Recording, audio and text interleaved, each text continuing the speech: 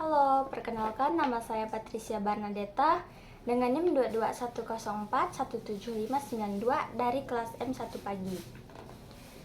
Saya akan menjelaskan tentang ruang lingkup manajemen operasi. 1. Jelaskan definisi manajemen operasi. Manajemen operasi, definisinya manajemen adalah area bisnis yang berfokus kepada proses produksi produk ataupun jasa, di mana terdapat manajer operasi yang memiliki tanggung jawab terhadap proses input. 2. Mengapa manajemen operasi perlu dipelajari oleh mahasiswa? Karena manajemen operasional merupakan bagian yang paling mahal dalam organisasi, sehingga penting sekali untuk dipelajari.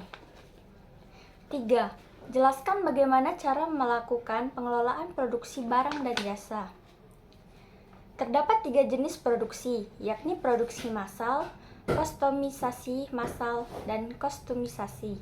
Arti singkatnya, produksi proses adalah suatu proses, jalur, metode, kegiatan atau teknik, atau rangkaian atau kombinasi proses, jalur, metode, atau teknik yang digunakan untuk menghasilkan suatu produk, barang, dan jasa untuk mencapai hasil yang direncanakan. 4. Jelaskan perkembangan manajemen operasi.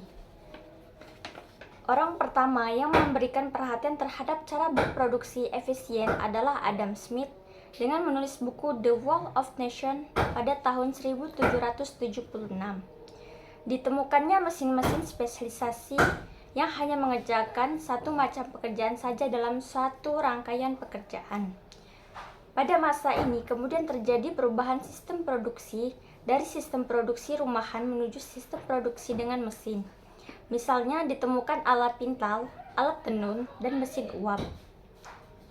Perkembangan produksi menjadi semakin maju dari perkembangan pabrik-pabrik, kemudian diikuti dengan perkembangan tenaga kerja.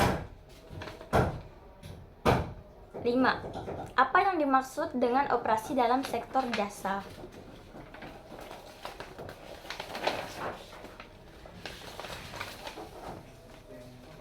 Yang dimaksud dengan operasi dalam sektor jasa ialah mengandung arti ilmu manajemen operasi yang diterapkan di pabrik dan di perusahaan jasa. Sedangkan manajemen operasi jasa hanya khusus membahas mengenai penerapan manajemen operasi pada perusahaan jasa. 6. Jelaskan tren terkini dalam manajemen operasi.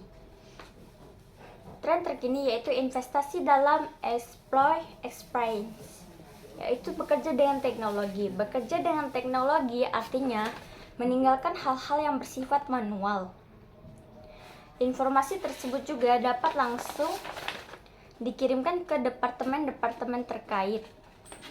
Pengukuran kinerja yang didukung data dan analisis karyawan memberikan perusahaan pandangan tentang apa yang terjadi di setiap cabang perusahaan dan apa tindak lanjut yang harus dilakukan untuk mempertahankan atau meningkatkan performa perusahaan.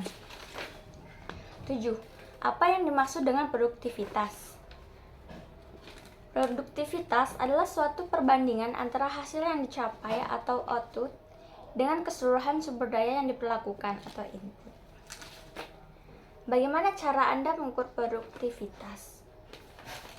Pengukuran produktivitas dapat dilakukan dengan 2 cara, yaitu physical productivity. Pengukuran produktivitas secara kuantitatif dengan unit pengukuran dapat berupa ukuran atau size, panjang, jumlah unit, berat, waktu, dan jumlah sumber daya manusia. Sekian dari saya ucapkan terima kasih.